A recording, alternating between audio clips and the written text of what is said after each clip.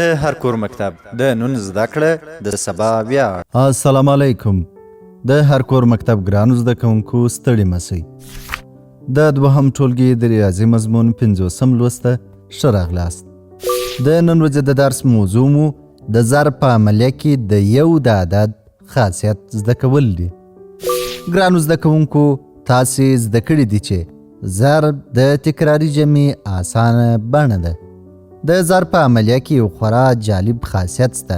هغه دا چې که موږ په ضرب کې هر عدد له یوه سره ضرب کړو جواب یې بیرته هماغه عدد په لاس راکوي. مثلا که موږ له یوه سره 2 ضرب کړو جواب یې بیرته 2 دی، یعنی 2 ضرب 1 مساوي کیږي په 2 سره. دې پیښې ته په ضرب کې د یو د عدد خاصیت وایي، یعنی دا چې کله هر عدد سره یو ضرب کړو حاصل یې هغه عدد کیږي. راځئ چې معنا یې زده کړو.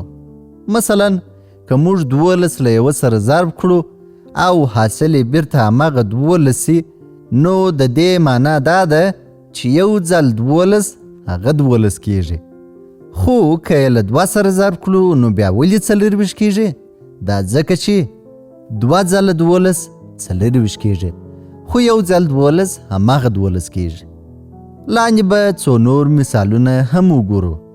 یو ضرب 5 5 کیږي، یو ضرب 6 6 کیږي، یو ضرب 8 8 کیږي، او دغسې که هر عدد له یوه سره ضرب کړو حاصل به یې بیرته هماغه عدد وي.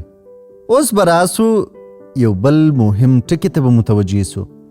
که د عددونو ځایونه بدل کړو بیا هم حاصل تغیر نه کوي، یعنی که لومړی عدد ولیکو او وروسته یو بیا هم حاصل تغیر نه کوي. مثلا یو ضرب 4 هم 4 کیږي او 4 ضرب 1 هم 4 کیږي. ګرانو زده کوونکو د نن ورځې په درس کې مو زده کړل چې که چیرې یو عدد له یو سره او یا هم یو له یو عدد سره ضرب کړل سي جواب یې بیرته هغه عدد په لاس راځي چې دې پیښې ته د یو د عدد خاصیت وایي، البته په ضرب کښې. دا و زموږ د نن ورځې درس. په راتلونکي درس کې به د ضرب په عملیه کې د 0 خاصیت زده کړو.